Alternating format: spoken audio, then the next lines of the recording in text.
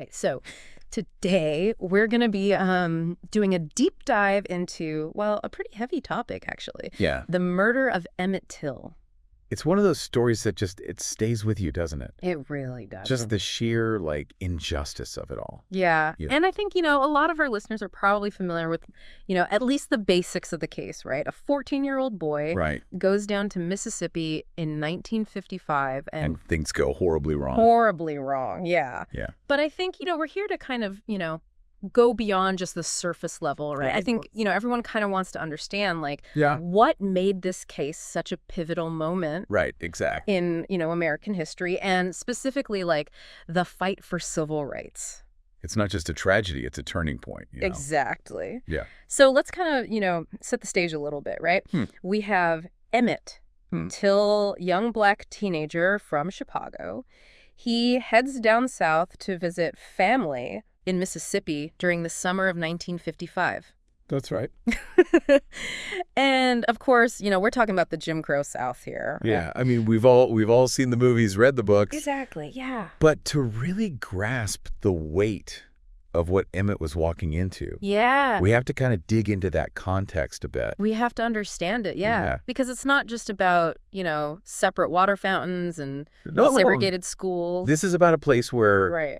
Over 500 lynchings had taken place. No, wow. In Mississippi alone since 1882. Oh, my gosh. These aren't just numbers on a page. These were acts of terror Right. meant to, enforce this racial hierarchy. Yeah, yeah. And keep in mind, this is just 1 year after the Brown v. Board of Education ruling, right? Right. Which was supposed to desegregate schools. Huge, yeah. So tensions were incredibly high. Oh, yeah, powder keg. Yeah, definitely. So Emmet arrives in this, as you said, powder keg in the situation, right? Yeah. He's, like any teenager on a summer trip, he's hanging out with his cousins. Right, trying to beat the heat. Trying to stay cool, yeah. Yeah. They stop at this, little grocery store owned by a white couple, Roy and Carolyn Bryant, to buy, some refreshments. Right. And it's here at Bryant's Grocery Mm-hmm.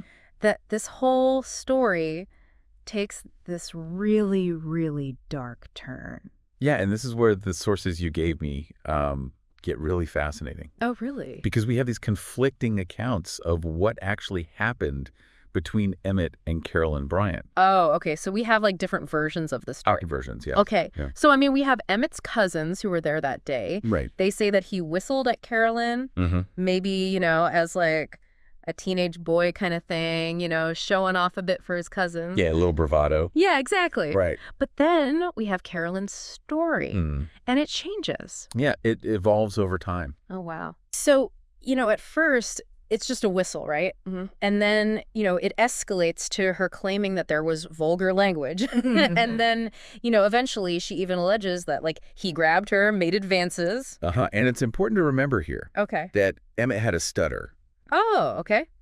So could there have been some kind of misunderstanding? Oh, I see what you mean. Fueled by the racial dynamics of the time? Yeah. Absolutely. Oh, that's a really good point. And we also have, the black teenagers who were there claiming that they ushered Emmet out of the store right away. So they're saying that, nothing really escalated that much. Right. Okay. But, in a small town like that, rumors spread like wildfire. Yeah. Yeah. They often take on a life of their own. Absolutely. Like a game of telephone. Right. Exactly. Graham. Yeah, where each retelling just adds another layer of, like, distortion, exaggeration. Okay, so by the time Roy Bryant gets back from his business trip, the whole county is basically buzzing with this, completely twisted version of what actually happened. Right, and that's the danger of misinformation, right? Right. Especially when it's amplified by prejudice and fear. Oh, absolutely. It can lead to violence, real violence. And unfortunately, in this case, that's exactly what happened. So. And we'll get into that next time. Okay, we'll be right back after a quick break.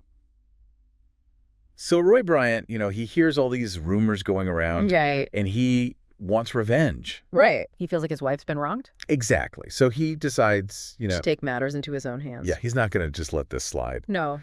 So he gets his half-brother, J.W. Milam, and they go and they kidnap Emmet. Yeah, in the middle of the night. From his great-uncle's house. It's such a brazen act. It really is. And it wasn't just about, punishing Emmet for what might have been just a silly, teenage thing. Right, like a harmless. Harmless, exactly. Yeah. It was about sending a message to the entire Black community. About who's in control. Exactly. It was about power. Yeah, and they take him to this plantation shed, and they beat him. Brutally. I mean, they even pistol whip him. It's hard to even fathom the pain he must have endured. It's unimaginable. Yeah. And then they drive him to the Tallahatchie River. And what they do there is it's horrific. It's beyond cruel. They shoot him. And that's not even enough. No, they tie a cotton gin fan around his neck. Oh, my God. With barbed wire. It's monstrous. And they throw his body in the river. It's like they wanted to make a spectacle of it. They did. It was a message. A message of terror. Yeah. And, unfortunately, this kind of brutality, it wasn't uncommon back then. No. Sadly, it was a pattern. With these racially motivated crimes. They wanted to instill fear control. It's sickening. It is. So 3 days later, Emmett's body is pulled from the river, and his mother, Emmett Till Mobley, she makes a decision that, honestly, I think changed the course of history. It was a pivotal moment. Because she could have had a closed casket funeral. Right. She could have tried to, shield the world from the horror of what had been done to her son. Exactly, but she didn't. She didn't. She wanted the world to see. She wanted people to know what these men had done. And it was an act of incredible courage, I think. Oh, absolutely. Because, she could have faced backlash. Oh, for sure. For doing that. Yeah. But she refused to let her son's death be silenced. Right. She wanted to expose the truth. Yeah. And those photographs of Emmett's body. They were published everywhere. Jet magazine, newspapers. All across the country. I mean, can you imagine the impact? I mean, this was before the internet. Right. Before, we were constantly bombarded with images of violence. Yeah. So for many Americans, this was the first time. They were confronted with the reality of racial terror. Yeah, it's like it forced them to see it. Exactly. So, of course, Bryant and Milam, they're arrested, and they're put on trial for Emmett's murder. Right. And, everyone's watching. The nation held its breath. To see if justice would be served. But what happened in that courtroom? Yeah. It just exposed the deep flaws of the Jim Crow South legal system. Okay, so talk about that a little bit. So you have an all-white jury. Okay. Which in the Jim Crow South was pretty much the norm. Right. Especially in a case involving a white victim. Right. Or defendant. Okay. So the system was already stacked against justice. From the very beginning. Yeah. And the trial itself, it just moves so quickly. Right. It's like they wanted to sweep it under the rug. Yeah. And the deliberations. 67 minutes. 67 minutes. That's all it took. To decide the fate of two men who admitted to kidnapping and beating a 14-year-old boy. It's mind-boggling. It's enraging. And the verdict. Not guilty. Not guilty. I mean, I can't even imagine. The devastation. Yeah. For Emmett Till Mobley. And for everyone who was fighting for justice for Emmet. It's heartbreaking. That acquittal. Yeah. It sent shockwaves through the nation. Absolutely. It showed that Black lives, they didn't matter. Not in the eyes of the law. No. And then to make matters even worse, just a few months after their acquittal, Bryant and Milam, they actually confessed to the murder. In Look magazine. They bragged about it. And they were protected by double jeopardy. Which means you can't be tried for the same crime twice. So they got away with it. Completely. And their confessions, they're chilling. They admitted to everything. The kidnapping, the beating, the shooting. And they showed no remorse. It's like they felt entitled. Like they were justified. In taking a young Black life. It's a stark reminder of the culture of impunity that existed back then. And the fact that they were never held accountable. Legally. Legally, yeah. It's infuriating. But their confessions, along with, the brutality of the case and the national outrage over the acquittal. It fueled the civil rights movement. It became a turning point. Yeah. It's no coincidence. Okay. That Emmett Till's murder happened just a few months before Rosa Parks. Oh, wow. Refused to give up her seat on that bus in Montgomery. And sparked the Montgomery bus boycott. Exactly. So you're saying that these events are connected? Oh, absolutely. Emmett Till's murder helped to inspire the fight for civil rights. Wow, that's powerful. Yeah. But the story doesn't end there. No, it doesn't. Decades later, there were new investigations. People refused to let Emmett's case be forgotten. They wanted to uncover the truth. Yeah. So in 2005, Emmett's body was exhumed. To confirm his identity, through DNA testing. Oh, wow. It was part of this larger effort to re-examine these racially motivated murders. From the Jim Crow era. And to try to find some measure of accountability. Even all those years later. Yeah. And then there's Carolyn Bryant Donham. Roy Bryant's ex-wife. Her testimony was crucial. In the original trial, but in 2017... decades after Emmett's murder. She admitted... to a historian. that she had lied. In her testimony. Oh my gosh. She confessed that Emmett Till never made advances toward her. Wow, so her whole story... it was a fabrication. And it helped to send 2 men... to get away with murder. It's mind-blowing. It's a reminder of how powerful lies can be. Especially when they're fueled by racial bias. And how they can warp the legal system. And lead to these horrific injustices. But it also shows the importance of seeking the truth. Yeah. No matter how long it takes. So even though Emmett Till's murder happened almost 70 years ago, the story's still unfolding. Yeah, we're still learning new things. And it's still relevant. More than ever. It's crazy how one event can have such a lasting impact. And Emmett Till's story. Yeah. It's not just a historical footnote. Right. It's a living, breathing reminder. Of the fight for racial justice. And it raises questions about the present. And the future. Absolutely. Yeah, it really makes you think, doesn't it? Like how one event can echo through time like that. It really does, and I think that's what makes this deep dive so important, right? It's not just about the past, it's about what we can learn from it.